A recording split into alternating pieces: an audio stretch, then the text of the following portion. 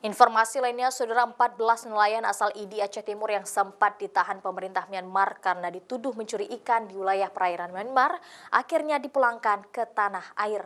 Sedangkan kapten kapal saat ini masih menjalankan proses hukum.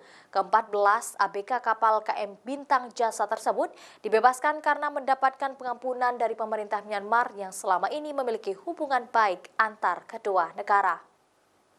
Ini saudara-saudara kita sudah nyampe. Ke-14 anak buah kapal KM Bintang Jasa yang sempat ditahan otoritas pemerintah Myanmar selama 2 bulan lebih karena dituduh mencuri ikan di wilayah perairan Myanmar tiba di Bandara Sultan Iskandar Muda Aceh Besar sekitar pukul 16 waktu Indonesia Barat. Mereka dibebaskan oleh pemerintah Myanmar setelah upaya diplomasi yang dilakukan Kementerian Luar Negeri melalui Kedutaan Besar Republik Indonesia untuk Myanmar dan pemerintah Aceh. Kedutaan Besar RI untuk Myanmar meyakinkan pemerintah Myanmar bahwa pelanggaran yang dilakukan oleh negara asal ID Cut Aceh Timur tersebut bukanlah sebuah kesengajaan, melainkan karena minimnya sistem navigasi yang dimiliki oleh awak kapal nelayan KM Bintang Jasa.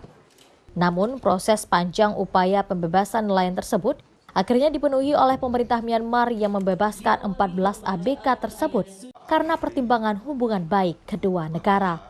Untuk kapten kapal ini, karena dianggap yang paling bertanggung jawab, dia harus mengikuti proses hukum. Kemudian yang 14 saudara-saudara kita ini adalah pengampunan dari Presiden Myanmar. Selama nelayan ditahan, mereka diperlakukan dengan baik hingga akhirnya dibebaskan.